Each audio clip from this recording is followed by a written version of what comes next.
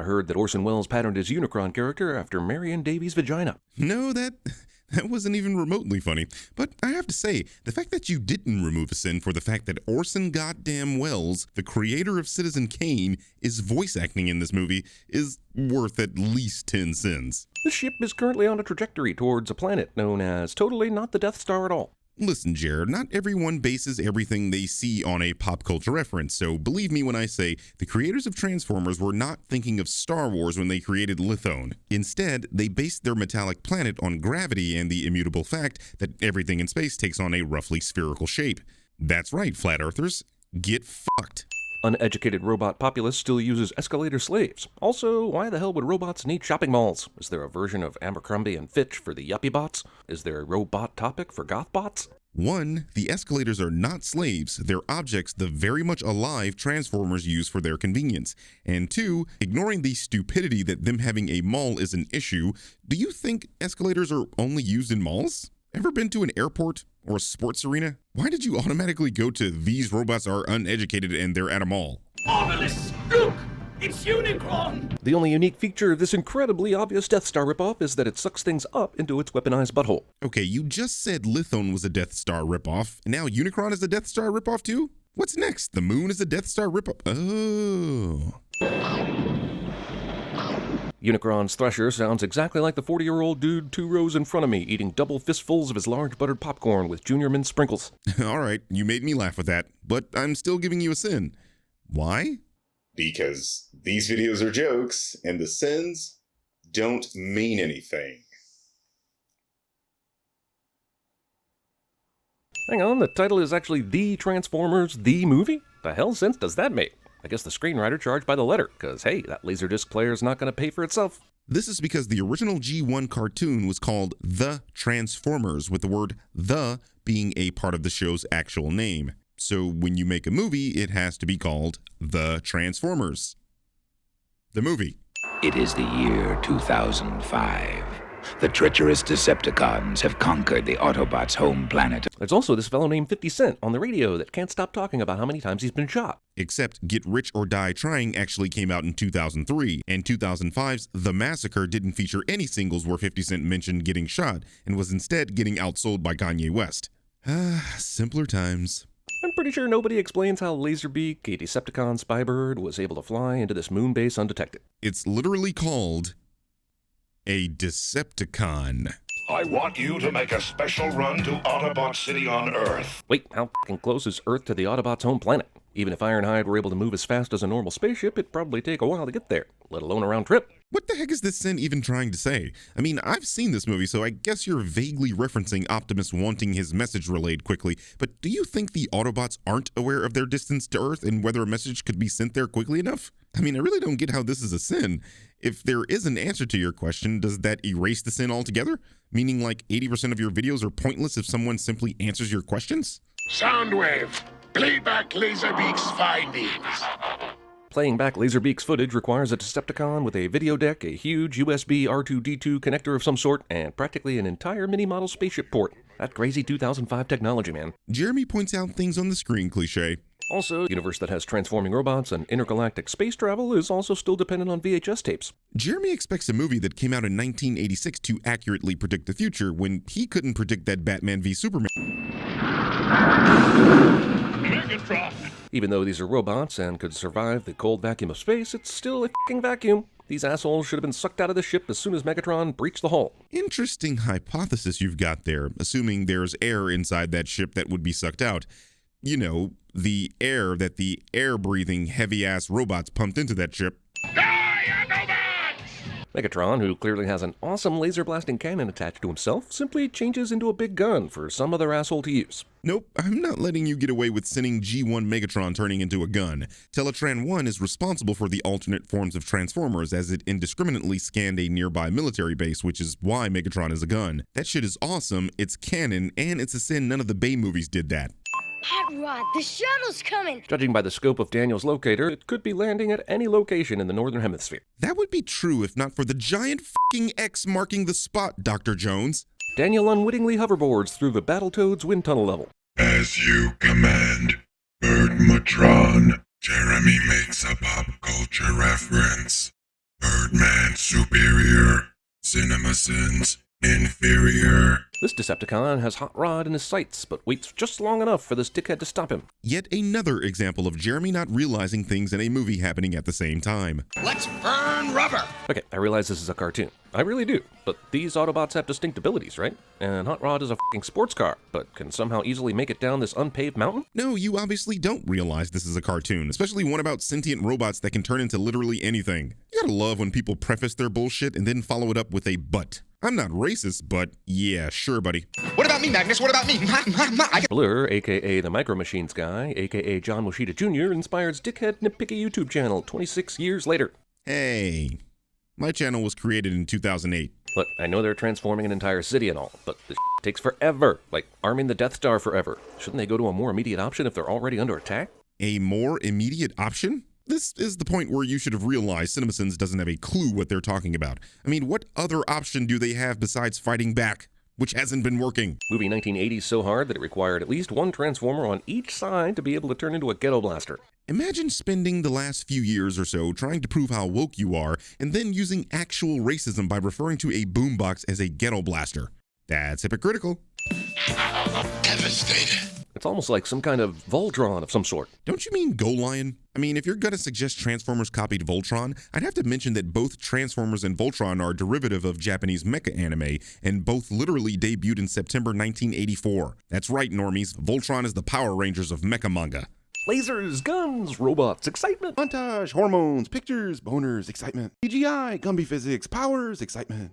Dinobots, destroy Devastator. Why did they need the Dinobots on this mission? Is it because they needed to get all the toys they've ever made up in this fucking movie? At this point, I'm half expecting to see a random GoBot. I'm beginning to think that Jeremy doesn't realize this is a continuation of the cartoon. I mean, they were literally in episode 8. You got the touch. To think this song was sung by Dirk Diggler using the equally porny moniker Stan Bush. Stan. I'm here, my master. Oh shit, CinemaSins, you get a sin for summoning this son of a bitch. Come on, even robots don't think about shooting out the goddamn tires. Jeremy. It's a transformer, meaning even if they shot the tires, it would do nothing because he could just transform and use his legs.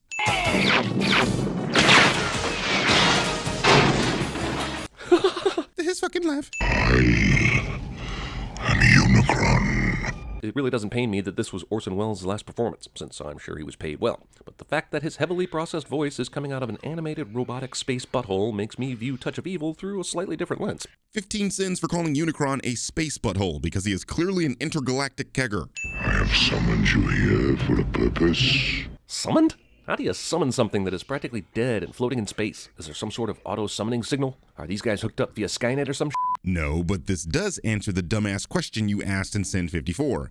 And since my lazy, I'm not going to bother with including the part of the video I'm talking about. What is it about Unicron that makes him able to do this? He's a planet-devouring robot, sure, but he can also retrofit Megatron with a new suit and new weaponry? I mean, you're asking this question of a cartoon about alien robots that can transform into VW Beetles. This ain't even close to being unbelievable at this point. Anyway, Unicron is a universal singularity, meaning he has vast supernatural abilities. His form as a giant planet is actually a prison that, upon learning how to reshape this prison, inadvertently creates the ability for Transformers to transform. Shit's deep, yo. Scourge, the tracker, and his huntsman, the sweeps. After reading this scene in the script, it was probably difficult for the Hasbro executives to hide their boners, considering they just introduced a million new toys. Jeremy says boner.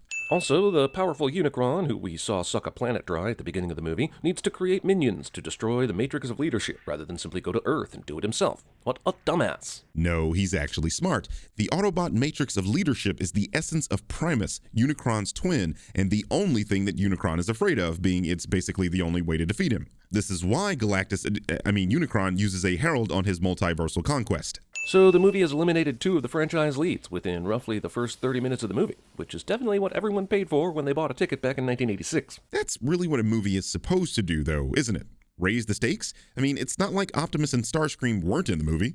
Roger me, Wilco me, anything. Hello, Earth. I'm picking up a faint signal. Just a minute ago you needed a whole fucking station to try and send a message to Optimus Prime, but now you can receive faint signals by yourself? Who's going to be the one to tell Jeremy his mistake in this sin? Oh, what are we gonna do now? Movie tries to justify its PG rating with a tiny bit of salty language, when it already earned that by killing off half the fucking cast. CinemaSins thinks movies get their ratings before they're made. How dare Unicron! Cybertron and all its moons belong to me!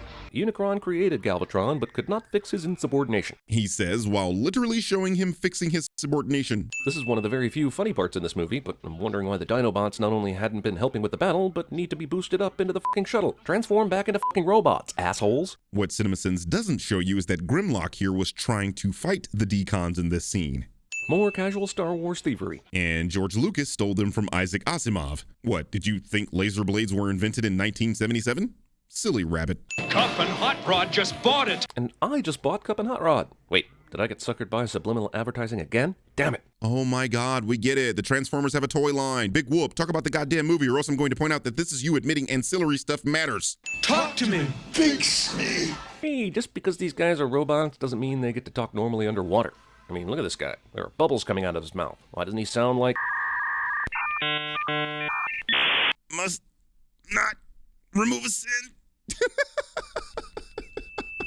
That being said, if these dudes can talk in space where there isn't a medium that can carry sound, they can talk underwater where there is an abundance of water which can carry sound. Offer expires while you wait. Voice actor who receives top billing for this movie doesn't appear until almost 50 minutes into it. For a channel that has built its reputation on calling out movies for overused tropes and cliches, you sure as hell hate it when a movie doesn't do those things and is unique.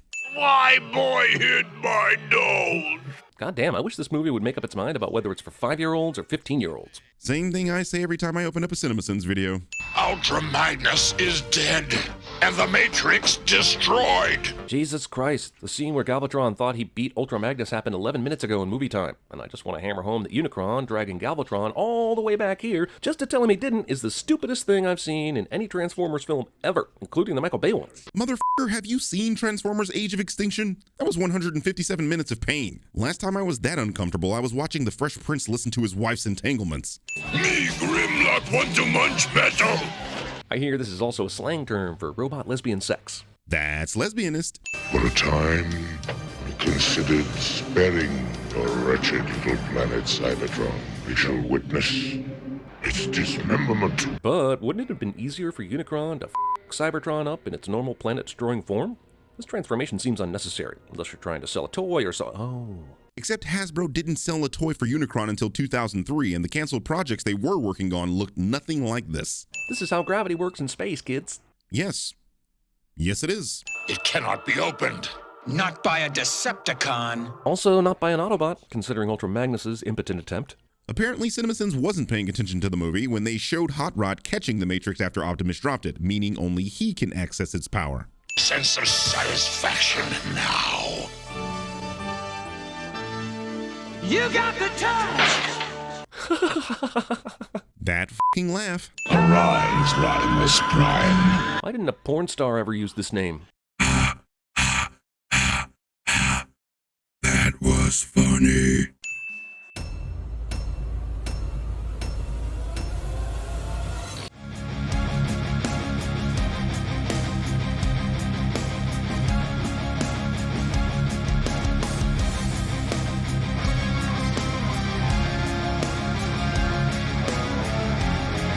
Transformers, more than meets the eye. Autobots wage the battle to destroy the evil forces of the Decepticons. The Transformers, robots in disguise. The Transformers.